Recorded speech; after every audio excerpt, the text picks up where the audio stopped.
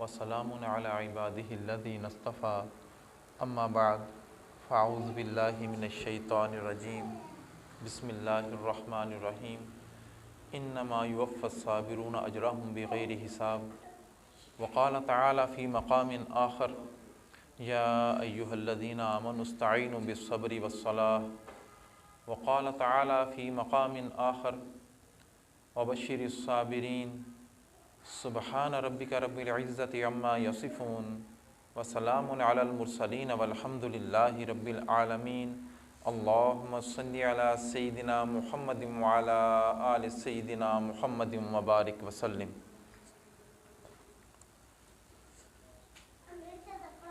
اللہ تعالیٰ کی ذات مغیر الاحوال ہے اور بندے متغیر الاحوال ہیں۔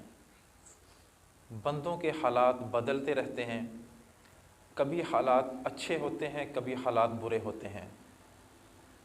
کبھی انسان صحت کے مزے لے رہا ہوتا ہے اور کبھی مرض کے بستر پر پڑا ہوتا ہے۔ کبھی گھر کے اندر فراخی اور فراوانی کا دورہ ہوتا ہے اور کبھی انسان تنگی اور تنگ دستی کا شکار ہوتا ہے۔ کبھی گھر کے اندر باہم محبت اور مودت کی فضا قائم ہوتی ہے اور کبھی لڑائی جھگڑے کا بازار گرم ہوتا ہے، یعنی کبھی حالات ناخوشگوار ہوتے ہیں۔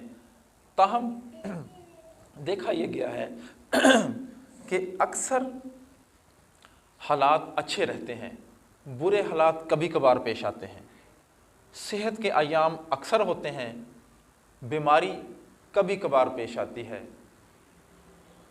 پیٹ بھر کر کھانے کو اکثر ملتا ہے، فاقہ اور تنگ دستی کی نوبت کبھی کبھار آتی ہے۔ سکون اور اطمینان کے دن اور ان کا سلسلہ اکثر جاری رہتا ہے۔ پریشانی اور تنگ دستی کبھی کبھار آتی ہے۔ تاہم سوچنے کی بات یہ ہے کہ وہ پروردگار جو اب ایک ماں سے کئی گنا زیادہ اپنے بندوں سے محبت کرتا ہے، وہ اپنے بندوں کو ان پریشانیوں کے اندر کیوں جکڑتا ہے؟ کوئی ماں یہ نہیں چاہتی کہ میرا بیٹا پریشان ہو، مصیبت کے اندر مبتلا ہو۔ پھر اللہ تعالیٰ بندوں پر پریشانیاں کیوں بھیجتے ہیں؟ جب اللہ تعالیٰ کے خزانوں میں کسی چیز کی کمی نہیں ہے تو لوگ تنگ دستی کا شکار کیوں ہوتے ہیں؟ جب وہ پروردگار مردوں کو زندہ کرنے پر قادر ہے تو ہسپتالوں کے اندر مریض کیوں تڑپتے رہتے ہیں؟ حالانکہ اللہ تعالیٰ کو اپنے بندوں سے محبت ہے۔ تو یہ بات سمجھنے کی ضرورت ہے کہ جب ناخوشگوار حالات ہوں، پریشانیاں ہوں، تو اللہ تعالیٰ کی اس میں ایک حکمت یہ پوشیدہ ہوتی ہے کہ یہ دنیا دارالامتحان ہے۔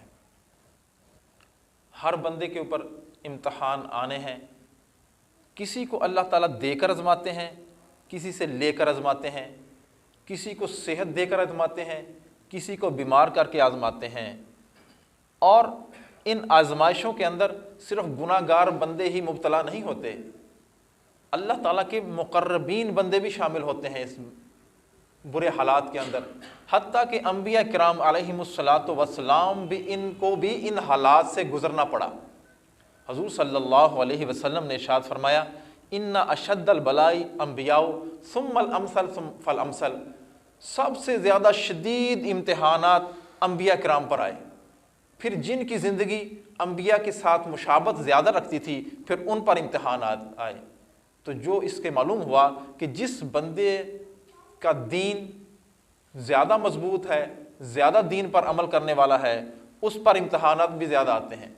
حالانکہ بندہ یہ سوچ رہا ہوتا ہے میں تو بڑا نمازی ہوں اور میں تو بڑا نیک ہوں، کوئی برا عمل بھی نہیں کرتا، پھر مجھ پر یہ امتحانات کیوں آئے؟ تو بندے کو سوچنا چاہیے کہ انبیاء کرام پر بھی امتحانات آئے ہیں۔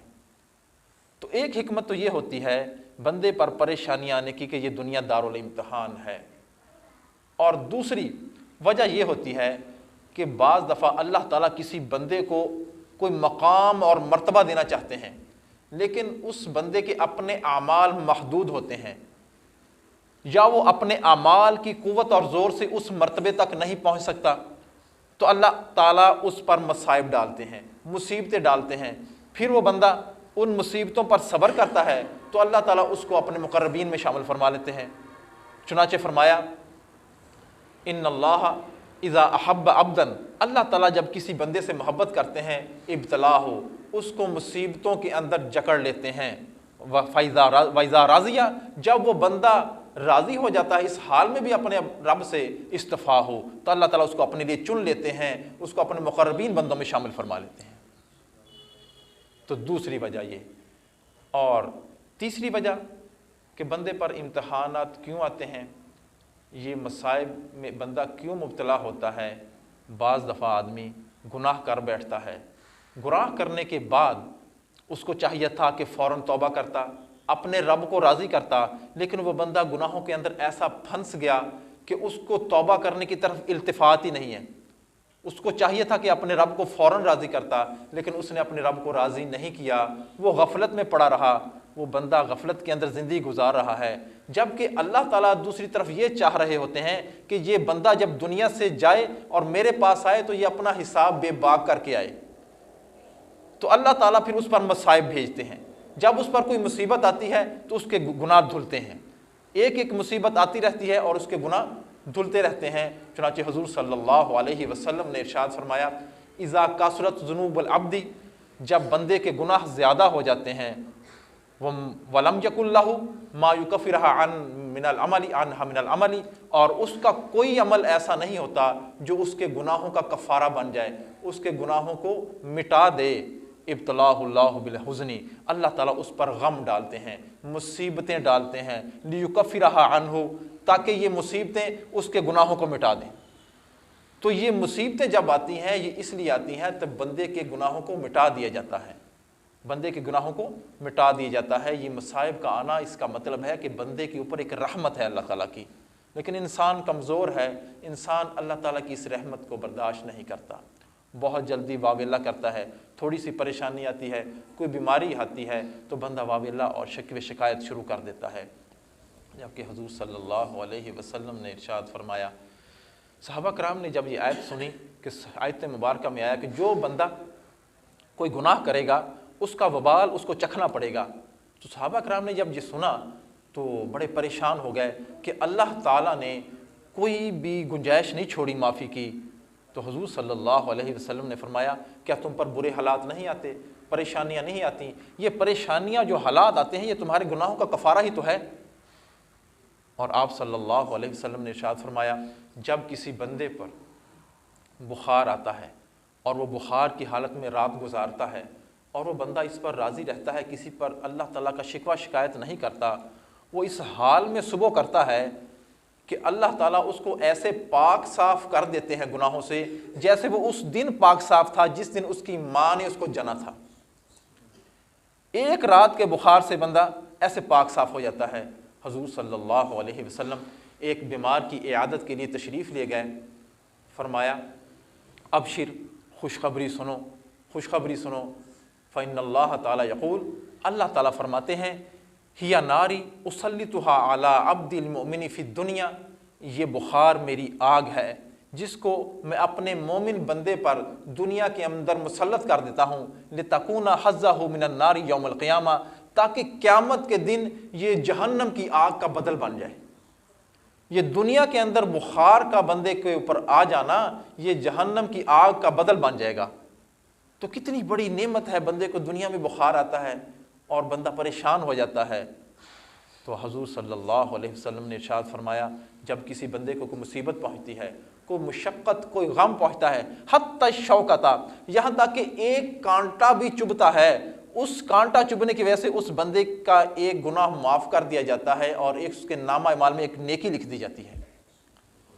ہم اندازہ کریں ایک کانٹا چبھنے پر بندے کو ایک گناہ معاف بندے کا اور ایک نیکی اس کو مل جاتی ہے، اور جو لوگ کئی کئی مہینوں بستر پر پڑے رہتے ہیں اور بیمار رہتے ہیں، کیسے اللہ تعالیٰ ان کے گناہوں کو دھو دیتے ہوں گے، کیسے وہ پاک صاف ہو جاتے ہوں گے۔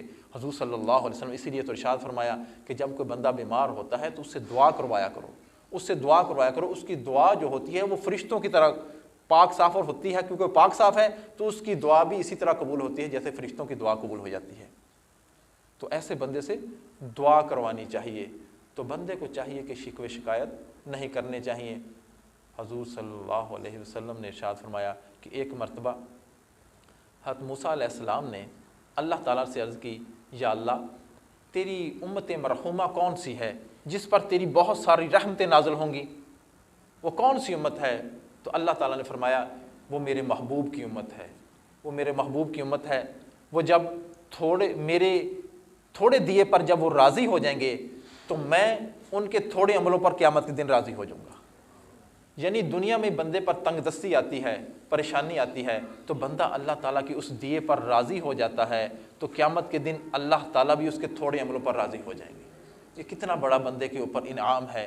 حضور اللہ تعالیٰ نے حضرت داؤد علیہ السلام سے فرمایا، اے داؤد آپ کو پتہ ہے کہ قیامت کے دن پل صراط سے کون لوگ جلدی سے گزر جائیں گے؟ عرض کیا یا اللہ مجھے تو پتہ نہیں، آپ بتا دیجئے.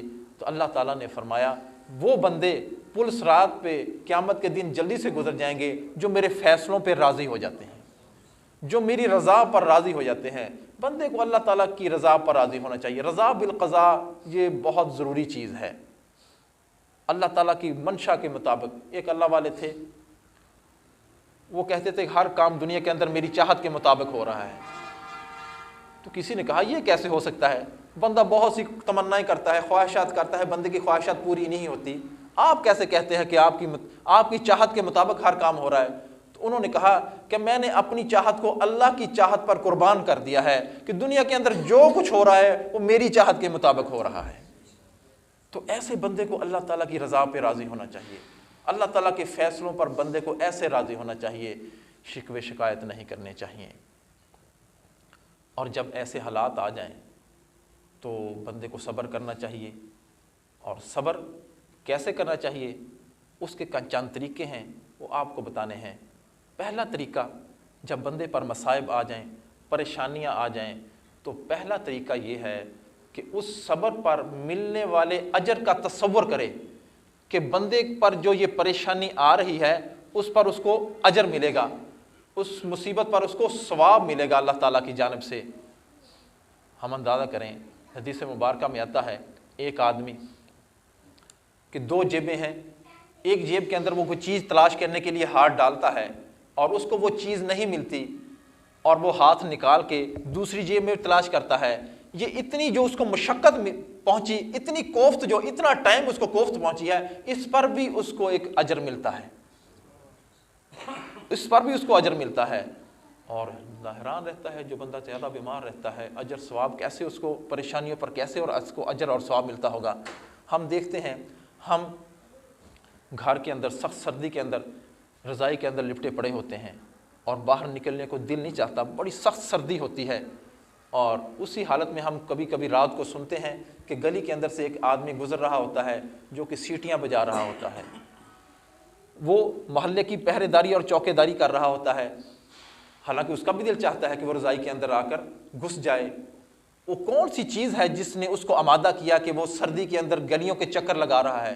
وہ مہینے کے بعد جو اس کو اس تنخواہ ملنی ہے، اس چیز نے اس کو آمادہ کر دیا ہے، جو اجرت اس کو ملے گی. اسی طرح جب بندے پر مصیبت آتی ہے، پریشانی آتی ہے، تو بندہ تصور کرے کہ اس پر مجھے اجر ملے گا. جب بندے کو یہ تصور کرتا ہے تو اس کو پھر اس کی پریشانی کم پڑ جاتی ہے، ہلکی ہو جاتی ہے. حضور صلی اللہ علیہ وسلم نے ارشاد فرمایا مومن بندے کی زندگی بڑی عجیب ہے. فرمایا عجب للمؤمن ان اصابہ خیر حمد اللہ و شکر و ان صابتہ مصیبت حمد اللہ و صبر فالمؤمن فی کل امرہ یوجر فی کل امرہ. آپ صلی اللہ علیہ وسلم نے ارشاد فرمایا مومن بندے کی زندگی بڑی متعجب ہے. کیسے؟ اگر اس کو کوئی خیر پہنچتی ہے، بھلائی پہنچتی ہے، وہ اللہ کی تعریف کرتا ہے اور اس پر اللہ کا شکر ادا کرتا ہے، شکر کرتا ہے. اور اگر اس کو کوئی مصیبت پہنچتی ہے تو وہ پھر بھی اللہ کی تعریف کرتا ہے اور صبر کرتا ہے. اور مومن بندے کو اس کے ہر عمل میں اجر مل جاتا ہے، اجر مل جاتا ہے. حتی فی اللقمۃ یرفعها الی فمرتہ، یہاں تک کہ وہ لقمہ جو اپنی بیوی کے منہ میں وہ ڈالتا ہے اس پر بھی اس کو اجر ملتا ہے. مومن بندے کی مصیبت اور امن، دونوں حالتوں میں اس کو اجر ہی اجر مل رہا ہے۔ مومن بندے کی زندگی ایسی اللہ تعالیٰ، یہ ایمان بڑی دولت ہے میرے بھائیوں۔ جس کو یہ ایمان مل گیا ہے، صرف اللہ کی رضا پر راضی رہے، اس کی زندگی اور اس کی موت اس کے لیے نعمت ہی نعمت ہے، نعمت ہی نعمت ہے۔ حضور صلی اللہ علیہ وسلم نے ارشاد فرمایا کہ قیامت کے دن جو لوگ مصائب، جن پر دنیا کے اندر پریشانیاں آئیں، مصیبتیں آئیں، جب ان کو قیامت کے دن اجر ملے گا، اور اتنا اجر ملے گا، جن لوگوں کو مصیبت نہیں آئی ہوگی وہ لوگ کیا تمنا کریں گے؟ سنیں، حضور صلی اللہ علیہ وسلم نے ارشاد فرمایا یود اہل العافیت یوم القیامہ حین یوجر اہل البلاء ثوابا، جب اہل عافیت جو دنیا کے اندر جن کو پریشانیاں نہیں آئیں، قیامت کے دن وہ دیکھیں گے کہ جن لوگوں پر مصیبتیں آئیں ان کو اتنا زیادہ اجر دیا جا رہا ہے، اتنا زیادہ اجر دیا جا رہا ہے، تو لوگ تمنا کریں گے لو ان جلودہم کانت یکرز قرزت بالمقاریض فی الدنیا، وہ تمنا کریں گے کاش کہ ان کے بدن کو